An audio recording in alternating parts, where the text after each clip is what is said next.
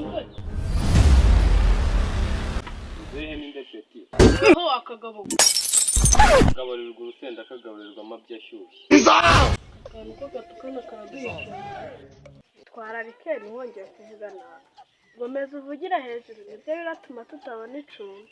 Ese ubundi ko muteye urugo rwanjye bifi zanyu mwebwe hano muze kumva. Sari utubabarire twashaka icumbi. Kuva ryari ndayo uzisabira icumbi. Uwo mugabo nagahari yakivugiye. Njye wisi ndayimuze. Uragira ngo mwubahe se. Ese muze nimba utiyubashye ntago wakubaha n'abandi. Bangahe kubashyira benshi ni bangahe. Uri kumwe ntago ari umuntu se. Uwo ni umuntu se kari indayi. Reka abasore n'abakera we. Wa mugabo twakubahanye ko. Ariko mwubaha guturi indayi. Waramuguze se. Ni ndakubwiye ko ngura indayi. Uyu nawe rero si indayi.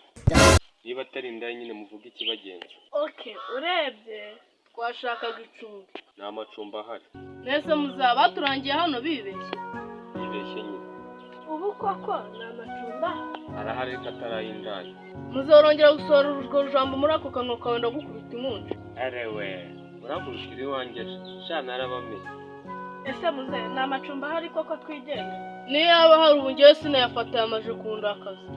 Yihorere ukeka se ko abantu baba bashaka amacumbi ari bakeya wayareka ukagenda. Okay, niyo icyumba cyaba ari 50,000 twakishyura. Muravuze ngo Twayishyuraga. Aho ngaho amacumbi yabonetse. Muze sigara n'amacumbi yawe.